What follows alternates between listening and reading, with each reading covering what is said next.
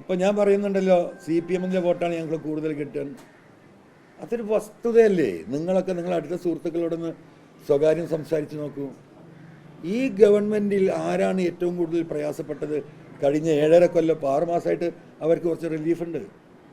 CPM-ൻ്റെ സാധാരണക്കാരായ തൊഴിലാളികളും പാവപ്പെട്ട സഖാക്കൾക്കും നീതി കിട്ടുന്നില്ല. പോലീസ് സ്റ്റേഷനിൽ പോകാൻ കഴിയുന്നില്ല, പഞ്ചായത്ത് ഓഫീസിൽ പോകാൻ കഴിയുന്നില്ല, ഫോറസ്റ്റ് ഓഫീസിൽ പോകാൻ കഴിയുന്നില്ല. ഇവിടെ ഈ അധികാരവർഗം അവരാണ് ഇവിടെ രാജ്യം ഭരിക്കുന്നത്. അത് മാറ്റണമെന്നാണ് പറഞ്ഞിരുന്നത്.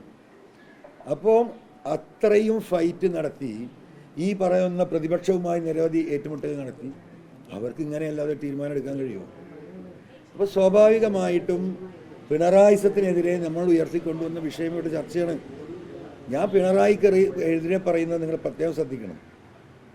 ഞാൻ നടത്തിയ സ്റ്റേറ്റ്മെൻറ്റുകൾ, പരാതികൾ കഴിഞ്ഞിട്ട് പാർട്ടിയുടെ സംസ്ഥാന സെക്രട്ടേറിയറ്റ് പൊതുവായിട്ട് എന്നോട് പൊതുസംസാരം നിർത്തണമെന്ന് പറഞ്ഞു. ഞാൻ നിർത്തിയതിൻ്റെ 3-ാമത്തെ ദിവസം ആണ് മുഖ്യമന്ത്രി ഈ സ്റ്റേറ്റ്മെൻറ്റ് പത്രസമ്മേളനം നടത്തിയിട്ട് എന്താ പറയുന്നത്? ഈ കള്ളക്കടത്തുകാരുടെ പിന്നിൽ PV അൻവറിൻ്റെ താല്പര്യമുണ്ട് എന്ന് വരുത്തി തീർക്കുന്ന സ്റ്റേറ്റ്മെൻറ്റ് നടത്തി നിങ്ങൾക്ക് ഓർമ്മയുണ്ട്. ആരാണ് അതിന് പിന്നിലെന്ന് നിങ്ങൾ ചോദിക്കുമ്പോൾ എന്താ പറയുന്നത്? നിങ്ങൾ അത് എനിക്കറിയില്ല, PV അൻവറാണെന്ന് നിങ്ങൾ ചോദിക്കുമ്പോൾ എനിക്കറിയില്ല എന്ന് പറയും. ഞാൻ പറഞ്ഞു വരുന്നത്, അന്ന് രാത്രി എന്നെ അറസ്റ്റ് ചെയ്യും. നിങ്ങൾ മനസ്സിലാക്കിയോ? ഞാൻ എന്തുകൊണ്ട് ഇത് തുറന്ന് പറയേണ്ടി വന്നു എന്ന വസ്തുത നിങ്ങൾ മനസ്സിലാക്കണം. കാരണം ഈ സ്വർണ്ണക്കള്ളക്കടത്തുമായി ബന്ധപ്പെട്ട 153 കേസുകളാണ് പോലീസ് ഇവിടെ ബുക്ക് ചെയ്തിരുന്നത്. അതിൽ ഏകദേശം ഒരു 100 പ്രതികളുമായി ഇതിൻ്റെ വസ്തുത അറിയാൻ ഞാൻ ബന്ധപ്പെട്ടിട്ടുണ്ട്. ഈ വീട്ടിൽ വന്നിട്ടുണ്ട് എത്രയോ ആളുകൾ. ഞാൻ ഉപയോഗിച്ച മുഴുവൻ എൻ്റെ പേഴ്സണൽ ഫോൺ 9447060901 ആണ്. ഞാൻ ഒരു വാട്സാപ്പ് കോളിലേക്കും പോയിട്ടില്ല. വാട്സാപ്പിൽ വല്ല മെസ്സേജും വേണമെങ്കിൽ അത് സ്വീകരിക്കുമെന്നല്ലാതെ ഡയറക്റ്റായിട്ട് ഈ ആളുകളുമായി ഞാൻ ഇൻട്രാക്ട് ചെയ്ത. കാരണം ഗവൺമെൻറ്, മുഖ്യമന്ത്രി പാർട്ടീൻ്റെ കൂടെയാണ് ഈ സത്യം തെളിയിക്കാൻ. സത്യം ഇത് തെളിഞ്ഞു വരുമ്പോൾ ഇത് മുഖ്യമന്ത്രിയുടെ ഓഫീസിലും മകളെടുത്തേക്കും ശശിക്കും പോകുകയെന്ന് മനസ്സിലായപ്പോൾ ഇത് തടയിടാൻ മറ്റൊരു മാർഗമില്ല. എന്താ മാർഗം?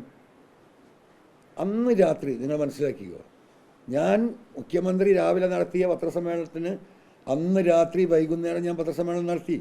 ഞാൻ അവിടെ ടെലിവിഷൻ വെച്ചു, പ്രതികളെ ഞാൻ കാണിച്ചു, നമ്പറുകൾ ഞാൻ കാണിച്ചു തന്നു. 100 കണക്കിന് ആളുകളെ ഈ കള്ളക്കടത്തുമായി ബന്ധപ്പെട്ട് ഞാൻ വിളിച്ചത്. അത് ഞാൻ അന്ന് ചെയ്തില്ലായിരുന്നെങ്കിൽ അന്ന് രാത്രി പോലീസ് എന്നെ അറസ്റ്റ് ചെയ്ത് ഞാൻ ജയിലിൽ പോയിട്ടുണ്ടാവും. ആ പറയുന്ന കോളർ ID, കോളർ ലിസ്റ്റ് പുറത്തു വിടുമോ ഈ ഇരിക്കുന്ന നിങ്ങളും എൻ്റെ കുടുംബമടക്കം എന്താ വിചാരിക്കുക? ഭയങ്കരം തന്നെയാണ് കേട്ടോ. അൻവറേ, ഇങ്ങനെയൊക്കെ മാനേജ് ചെയ്യാൻ കഴിയും മനുഷ്യന്? ആ ജയിലിൽ നിന്ന് എനിക്ക് പോരാൻ കഴിയില്ല. ആ പ്ലാന് ദൈവാധീനം കൊണ്ട് അദ്ദേഹം അത് ഓരോന്നിങ്ങനെ പറയുന്നത് കാണുമ്പം എനിക്ക് മനസ്സിലായി ഇത് അങ്ങോട്ടാണ് പോകുന്നതെന്നില്ല. ഇത് എന്നെ ലോക്ക് ചെയ്യാൻ അദ്ദേഹം തീരുമാനിച്ചത്. കാരണം ഞാൻ അതിൻ്റെ 10 ദിവസം മുമ്പ് അദ്ദേഹത്തെ പോയി കണ്ടതല്ലേ, പരാതി കൊടുത്തതല്ലേ, ഡീറ്റെയിലായി സംസാരിച്ചതല്ലേ. അദ്ദേഹത്തോട് പുറത്ത് പത്രക്കാർ നിൽക്കുന്നുണ്ട്, ഞാൻ എന്താ ചെയ്യേണ്ടത്, അതിനെന്താ നിങ്ങൾ പറഞ്ഞോ എന്ന് പറഞ്ഞ് എന്നെ പ്രോത്സാഹിപ്പിച്ച് വിട്ട വ്യക്തിയാണ് ഈ ഡബിൾ ഗെയിം കളിക്കുന്നത്. അപ്പം അയാൾ എന്തുമാത്രം ദുഷ്ടത്തരമാണ് അദ്ദേഹത്തിൻ്റെ മനസ്സിലുള്ളത് എന്ന് കൃത്യമായി ഇവിടുത്തെ ജനങ്ങൾക്ക് മനസ്സിലാവും. തിരഞ്ഞെടുപ്പോട് കൂടി നമ്മളത് വിശദീകരിക്കും.